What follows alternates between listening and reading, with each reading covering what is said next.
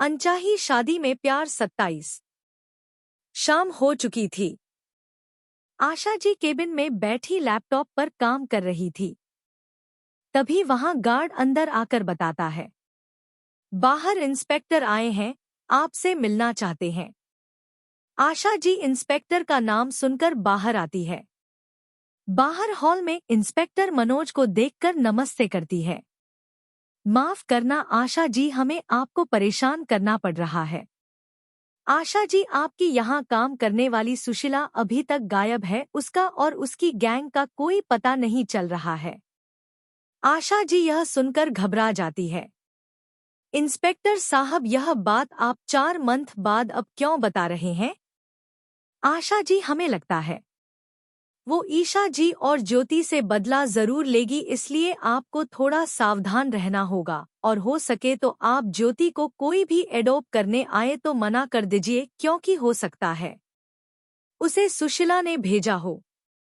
आशा जी यह सुनकर परेशान हो जाती है।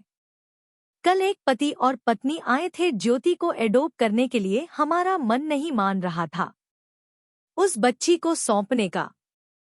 आशा जी इंस्पेक्टर को बताती है। आशा जी, आपके एनजीओ में सीसीटीवी कैमरे तो चालू होंगे ना? आशा जी, हाँ, मैं सर हिला देती है। ठीक है, हमें सभी सीसीटीवी कैमरे की रिकॉर्ड को लेना। अपने हवलदार की तरफ इशारा करते हैं। पीछे खड़ी ज्योति यह सब सुन लेती है। वो डरने लगती है, कहीं उसे फिर से वही सब ना मिले। ज्योति डर के मारे घबराने लगती है। वो भागकर ऊपर कमरे की तरफ चली जाती है। वहां बेड पर बैठ जाती है। डर के मारे उसकी सांस फूलने लगती है और पसीना आने लगता है। जिया अस्पताल पहुंच चुकी थी। राहुल जिया को गुस्से में देखता है। जिया उसकी नजर का सामना नहीं कर पाती है, इसलिए वो सर नीचे करके, पापा जी की तबीयत अब कैसी है? ईशा जिया के हाथ पर हाथ रखकर, अच्छी है, अब ट्रीटमेंट सही समय पर हो गया तुम्हारी वजह से जिया। जिया यह सुनकर चौंक जाती है। मेरी वजह से? हाँ जिया, तुम्हारी वजह से। तुमने पहले ही डॉक्टर की अपार्टमेंट ले रही थी, इसलिए डॉक्टर खुद यहाँ आकर छोटे पापा का इलाज कर रहे हैं। राहुल अभी तक गुस्से में था। जिया शॉपिंग से सीधे वहां आ चुकी थी। उसके हाथ में अभी तक वो सब थैले थे। रमा जी घर जाकर सबके लिए चाय लेकर आती है। सभी को चाय देती है। जिया को चाय देकर उसे साइड में लाती है। जिया बेटा, कहाँ थी तू इतनी देर? सब तुझे फोन कर रहे थे पर तू फोन क्यों नहीं उठा रही थी? जिया रोते हुए अचानक से रमा जी के गले लग जाती है। रमा जी जिया को ऐसे देखकर, जिया क्या हुआ बेटा, रो क्यों रही ही तू? जिया, रमा जी से अलग होकर माँ, हमें समझना चाहिए था। हम उस घर की बहू हैं, फिर भी हम लापरवाही कर गए। हमें पहले पापा जी को दिखाना चाहिए था और हम एग्जाम के बाद भूल गए थे, हम मार्केट चले गए। रमा जी जिया के गाल पर अपने दोनों हाथ रखकर उसे अपनी तरफ देखने को कहती हैं। जिया, पहले तो तू रोना बंद कर। जिया, हाँ, तेरे से गलती हुई है, पर आज अभी भाई साहब की तबीयत ठीक भी तुम्हारी वजह हो रही है ना? तूने सुबह फोन करके अपार्टमेंट में लिया तभी तो यह सब हुआ ना? जिया कुछ नहीं कहती है। वो चुप खड़ी रहती है। रमा जी को सौरभ अपने तरफ बुलाते हैं। रमा जी जिया के गाल को थपथपाकर चली जाती है। राघव घर पहुंचता है। मधु जी रो रही थी। राघव मधु जी के कमरे में आकर हिमा के को जगाने की कोशिश करता है, पर हिमा ने शराब कुछ ज्यादा ही पी रखी थी, इसलिए वो बिल्कुल होश में नहीं थी। मधु जी राघव की तरफ देखकर, राघव बेटा देखो ना क्या हुआ है, इसे कब से उठाने की कोशिश कर रहे हैं हम, पर उठ ही नहीं रही है।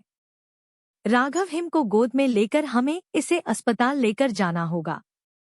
इतना कहकर कमरे से बाहर निकलकर अपने कार में हिमा को पीछे लेटाकर मधु को बैठने को कहता है। खुद आगे बैठकर गाड़ी को पास ही थोड़े दूर अस्पताल के पास रोकता है। हिमा को अंदर लाकर डॉक्टर को दिखाता है। डॉक्टर हिमा का चेकअप करते हैं।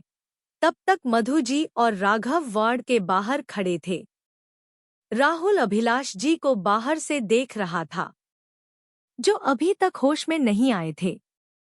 डॉक्टर अभी भी अंदर इलाज कर रहे थे। जिया राहुल के कंधे पर हाथ रखती है। राहुल थोड़ी नजर घुमाकर देखता है। जिया को देखकर वापस अपना चेहरा वार्ड की तरफ घुमा लेता है। राहुल, मुझे तुमसे कुछ बात। जिया इतना ही बोलती है। राहुल वहां से निकल जाता है। जिया के आंख में आंसू आने लगते हैं। ममता जी ईशा की तरफ आकर बेटा राघव कहाँ है? माँ, वो उन्हें अचानक काम याद आ गया इसलिए घर गए हैं, बस आते ही होंगे। जिया रोते हुए अस्पताल से बाहर निकलकर सामने लगी बेंच पर आकर बैठ जाती है और रोने लगती है।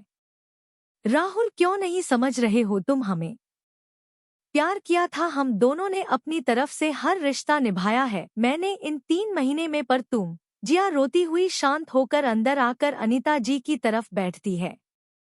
डॉक्टर बाहर आते हैं। अब मिस्टर अभिलाष एकदम सही है, आप इन्हें कल शाम तक घर ले जा सकते हैं।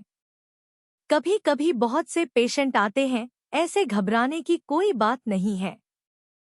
सब यह सुनकर जान में जान आती है। ईशा किनारे आकर राघव को फोन करती है, जो हिम के लिए दवाई की लाइन में खड़ा था। फोन उठाकर, हाँ ईशा जी बोलिए। राघव जी, हिमा कैसी है अब? ईशा जी, हिमा अभी होश में नहीं आई है। उसने ज्यादा शराब पी रखी है, इसलिए नशे की वजह से वो बेहोश हो गई। अगले भाग में कैसा लगा अनचाही शादी में प्यार 27 का भाग जरूर बताएं। धन्यवाद।